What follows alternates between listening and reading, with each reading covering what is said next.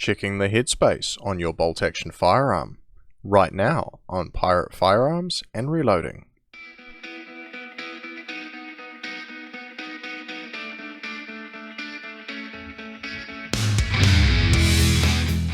Okay folks, so I want to show you a real quick simple one today, and that's how to check headspace at home. Now it's not 100% accurate. If you're ever in any doubt, you should get a qualified gunsmith to inspect your firearm. But this is how I just do a quick DIY measure at home. So this is a short magazine Lee Enfield for anybody who doesn't recognize it. 303 British cartridge, World War I, World War II.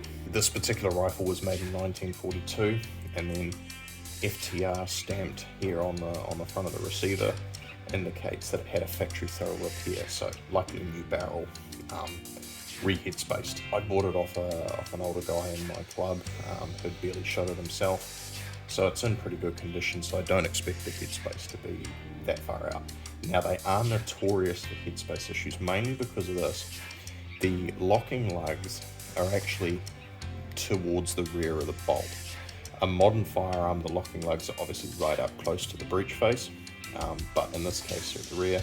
It was the design of the time, and that basically ultimately leads to head spacing issues.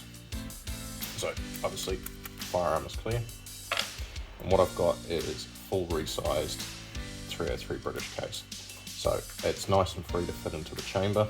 This is also a cock-on closing mechanism, so what you'll know is when I bring the bolt closed, it kind of stops here. That's the trigger catching the sear on the firing pin.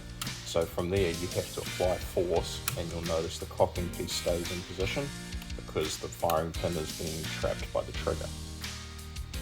So to simply close this bolt without any resistance, all I'm going to do is to press the trigger, and then I can close this basically without any resistance. Now 303s are notoriously quite firm. You do have to be a little bit rough with the action when you're operating them. They don't play nice if you want to be gentle.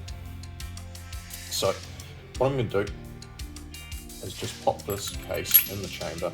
Now I'm going to let it come up into the extractor like it would if it was coming out of the magazine. Obviously your extractor being there.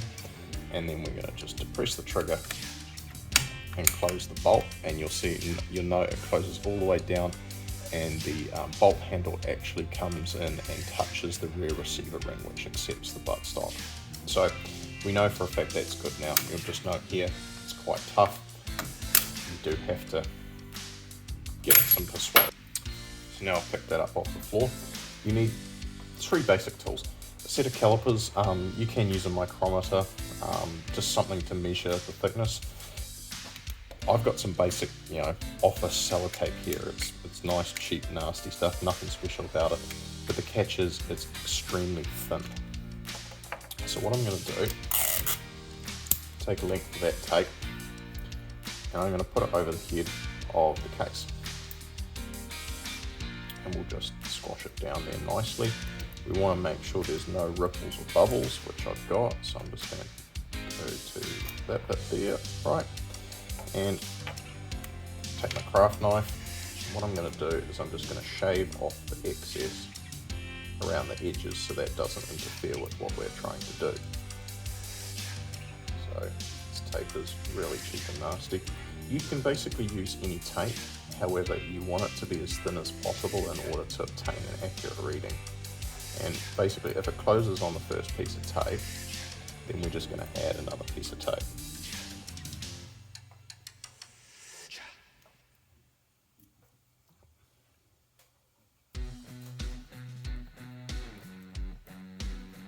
Okay, so rough cut there, and we now have a piece of tape over the head of the case. So we're going to do the exact same thing, put it in the chamber. I just want to clip it in behind the extractor, close the bolt up. Now, I can't push the bolt anything past there now. It may be hard to see on the camera angles, but basically it's no longer touching the rear band of the receiver. So there's probably a 3 or 4 mil gap between the rear receiver ring and the bolt handle.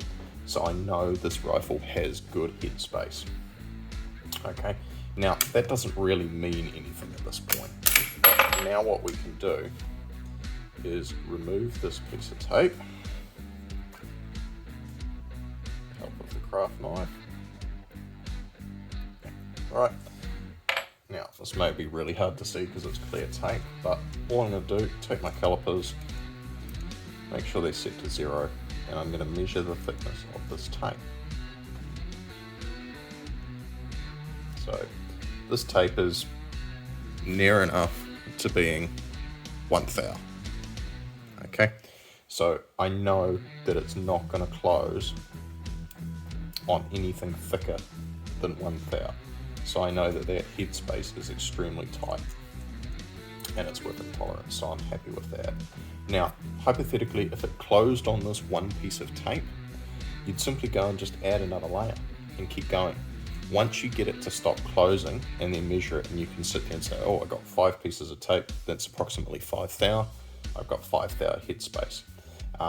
Now, traditionally, obviously, you'd have a go gauge, a no-go gauge, and sometimes a field gauge. Some of these older military rifles also have a field gauge. The idea is the bolt will close on a go gauge, but it will not close on a no-go gauge.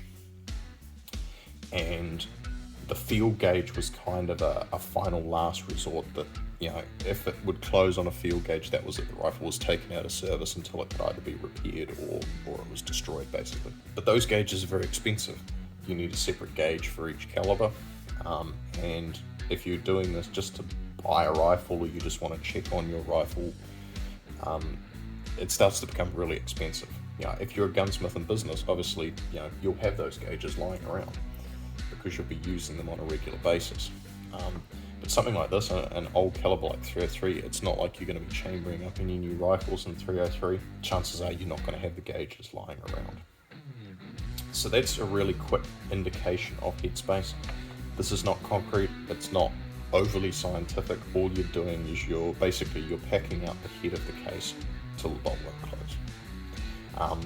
Now, just a point of note too, this will work on rimless cases as well. Now be careful too, depending on the brass manufacturer, some cases rims are thicker than others. So use the brass that you intend on firing, and ideally you want to be resizing it in the reloading dies you intend to reload with as well. That eliminates all the variables. Thanks for watching. Don't forget to like, share and subscribe. I release new videos every Friday, so hit that notifications bell so you don't miss out on anything. See you in the next one.